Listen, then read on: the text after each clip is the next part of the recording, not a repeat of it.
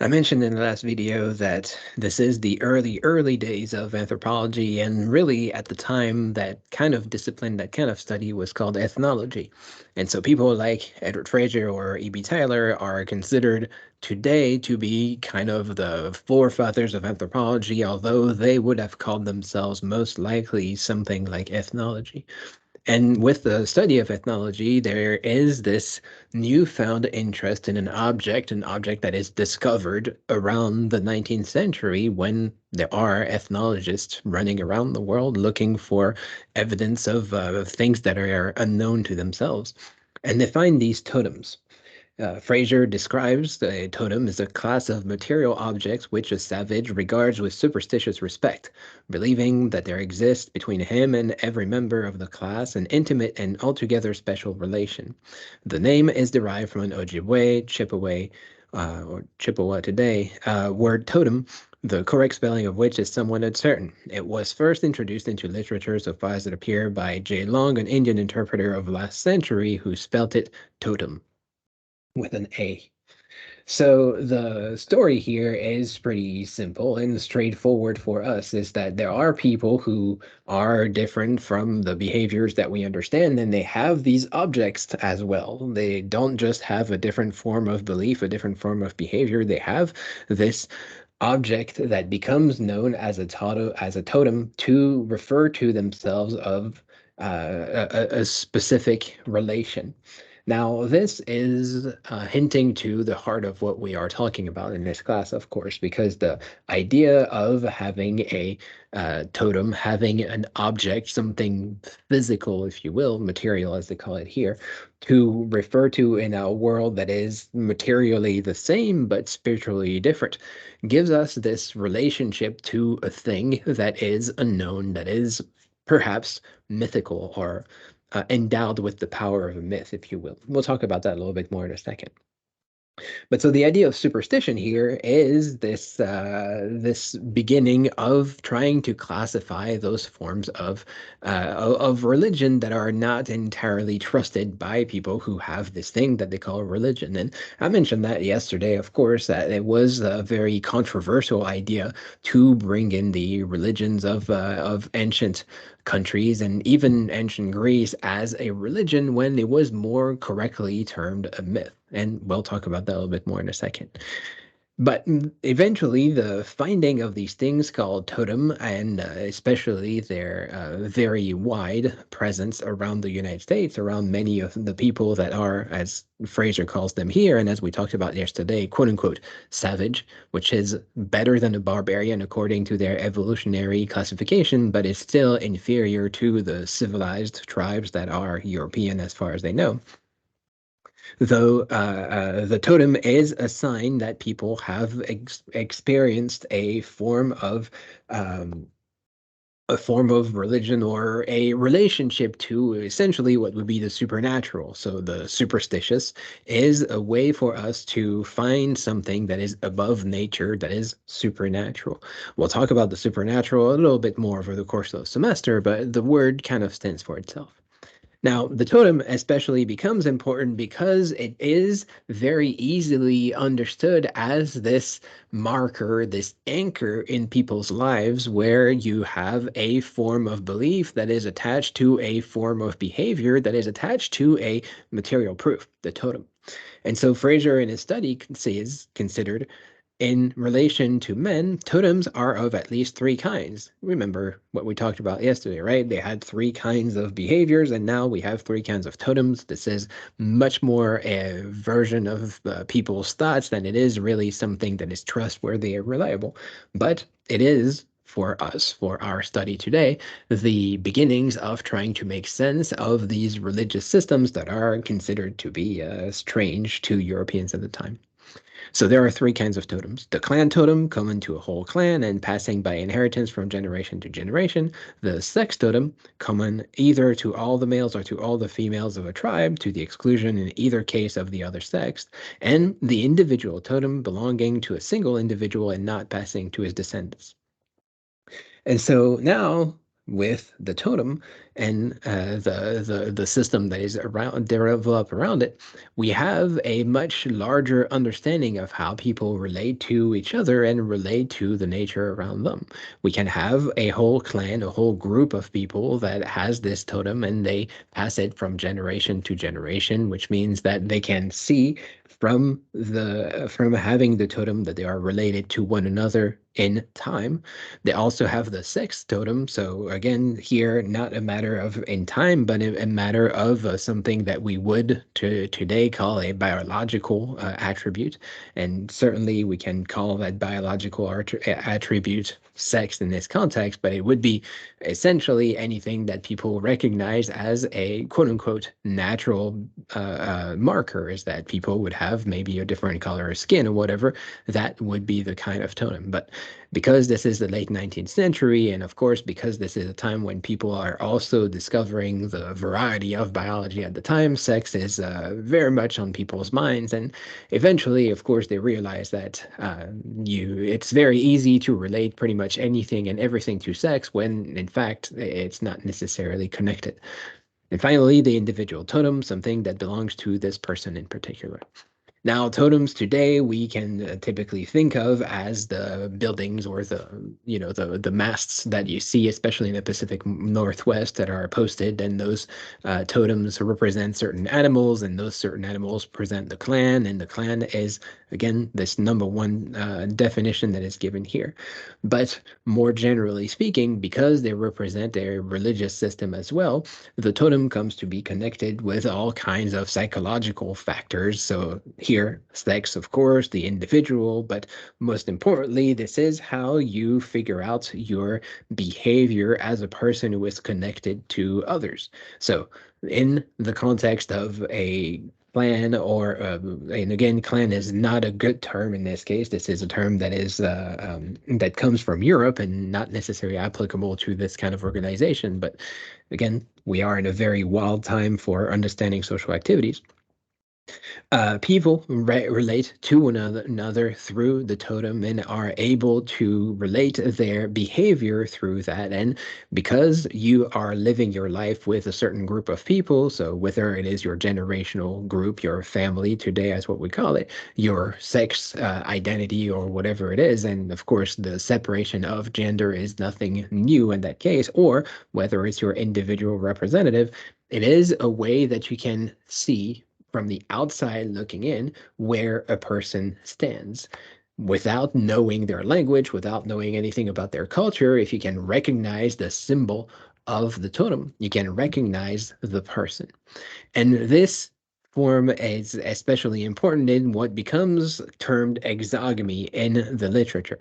Exogamy and kin are important concepts in the history of anthropology, but exogamy essentially is the custom of marrying outside a community, clan, or tribe. Again, clan, not a great word, tribe, not really a great word either, but essentially the custom of marrying your people.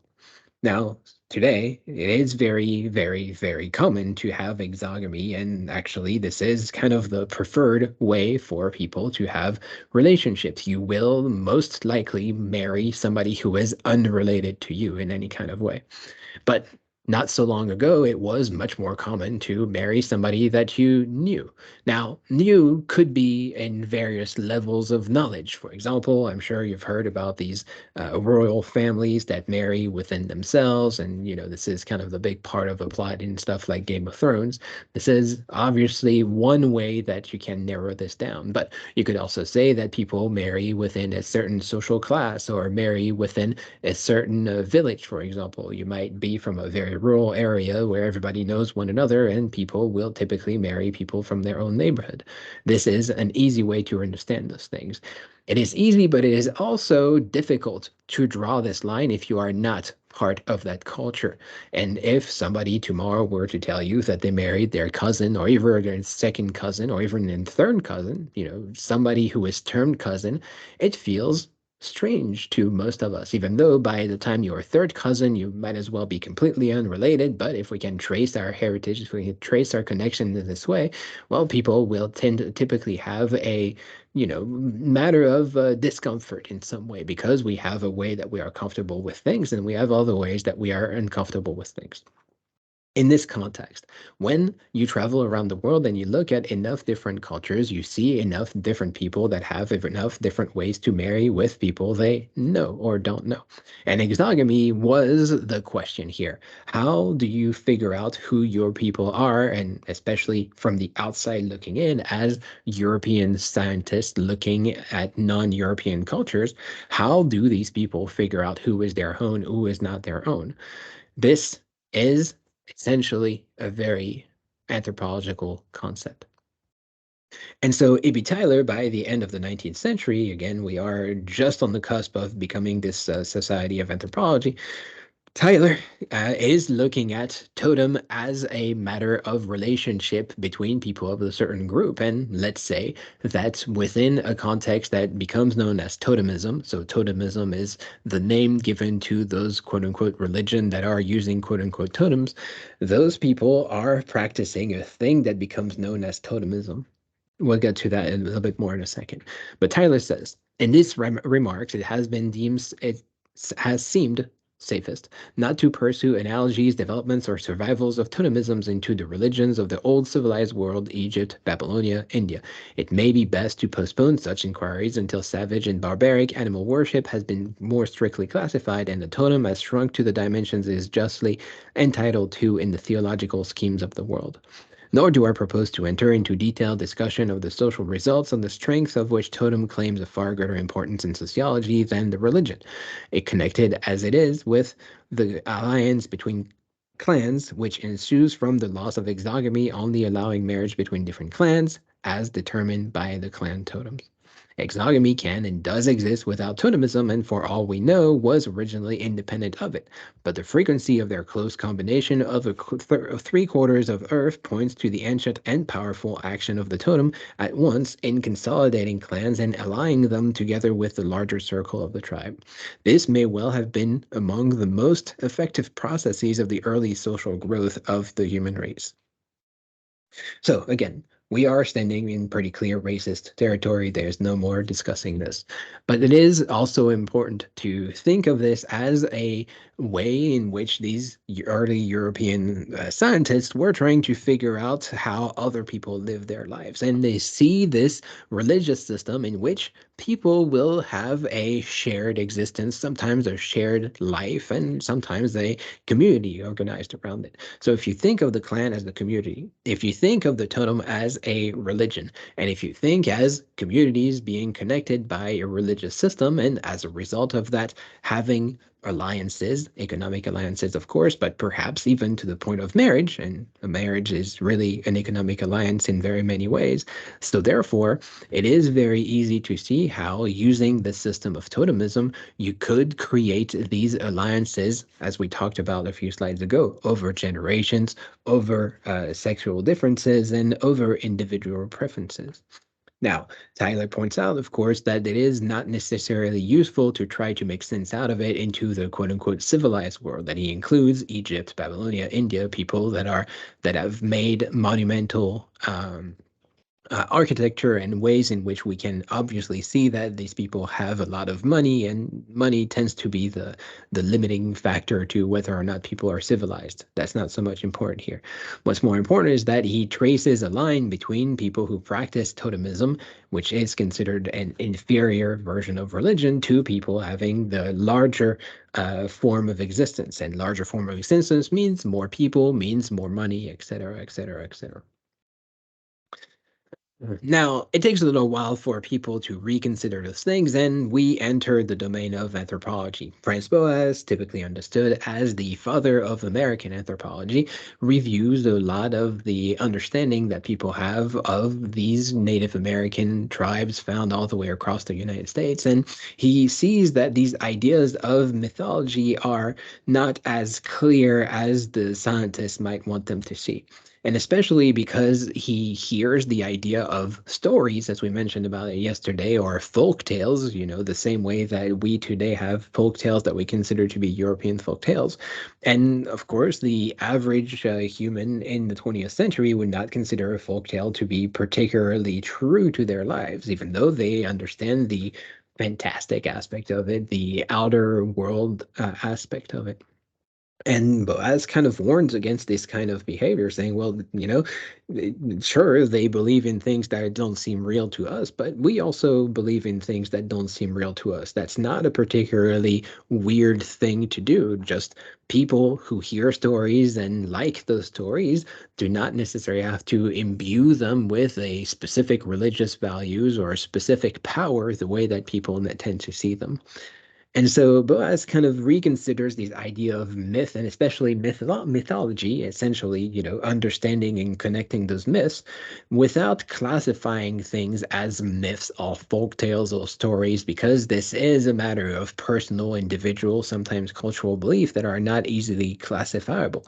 Rather, he's looking at the mythology, the way in which people organize their myths, as something that is meaningful culturally in and of itself. Definition of mythological concepts is much easier than definition of mythological tales. Mythological concepts are the fundamental views of the constitution of the world and its origin. And of course, constitution of the world and its origin is something that everyone can agree is far, far, far removed from us. Most people who believe, for example, what is written in the Bible will very much agree that what is told in the Old Testament, which tells us about the origin of the world, is very different from what is told to us in the New Testament, which talks about a more recent period in our experience. However, removed, both of them are, there's one that is clearly much further out in time than the other. Now, these enter into tales relating to incidents in the lives of mythical beings, into folk tales referring to the exploits and sufferings of our contemporaries, often of known individuals. And if you know somebody that is affected by these things, it becomes all that much more powerful. Thus, the African tells us of encounters with ancestral ghosts and the mystics of witches. The Koryak shaman recounts his fight with evil spirits. The European relates the incidents of the lives of the saints and dealings with the devil. The Oriental or listens to the stories of demons controlled by magic rings, and the American Indian to visits of the lands of ghosts. In all these legends, the mythical concepts appear as part and parcel of the tales. So Boaz focuses on the content of the tale. The interpretation of it, the actual meaning of these things, is a separate issue from the story that you find in those tales. And so Boaz, most especially, is kind of making a connection between essentially what would be logical thinking, so how you organize your knowledge about things that don't seem real or truthful or whatever, and making sense out of that into your historical life, into your historical existence, and the stories that you might have heard, your social existence. It may have a relationship into the way you live, and essentially, if you at some point in time before have heard that a certain person is a certain kind of monster or is a certain kind of alien, you might factor that into your culture, but that doesn't mean that the religion itself isn't affecting you. The religious concept behind it remains the most important. The way that you practice it is a lot more malleable, a lot more flexible. And so by the middle of the 20th century, we have a completely different approach to these myths and mythology. Claude Lévi-Strauss, French anthropologist for the most part, a sociologist who worked with Boaz, tells us, or really he does this review of all the different approaches to myth, starting with Fraser and all the way to Boaz in the middle of the 20th century, to see that really when people talk about myth, they are talking about a scientific category. Just because people are talking about a thing that we would call a mythology, or a thing that they talk about a god, or people are talking about a totem, all of those things are really made up for us to understand, to simplify our understanding of the vast complexity of the world. So the passage from a concrete to a formal definition of totemism actually goes back to Boaz as early as 1916, aiming at Durkheim as much as Fraser. He denied that cultural phenomena could be brought together into a unity. The notion of quote unquote myth is a category of our thoughts which we use arbitrarily in order to bring together under one word attempts to explain natural phenomena, products of oral literature, philosophical speculation in cases where linguistic processes emerge to full consciousness. Similarly, totemism is an artificial unity existing solely in the mind of the anthropologist to which nothing specifically corresponds in reality.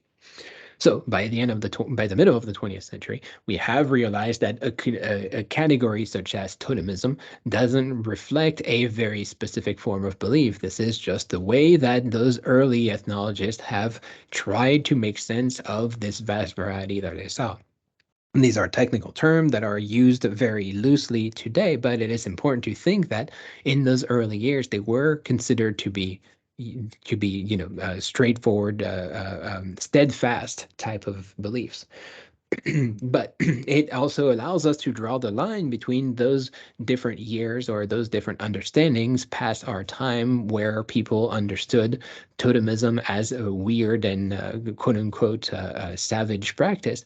And today, what we would tend to call essentially a fully legitimate religion, a legitimate religious belief, a way that people behave and the way that people hold on to things that are supernatural. So it goes without saying that those ideas about totemism are mostly outdated in a variety of ways. They still remain useful to us in this understanding that we are connecting the world that is beyond us, that is not material, that is supernatural, through a kind of a supernatural, but also kind of material thing. The totem in this concept is something we can touch combined with something that we cannot touch. And that is or can be very powerful.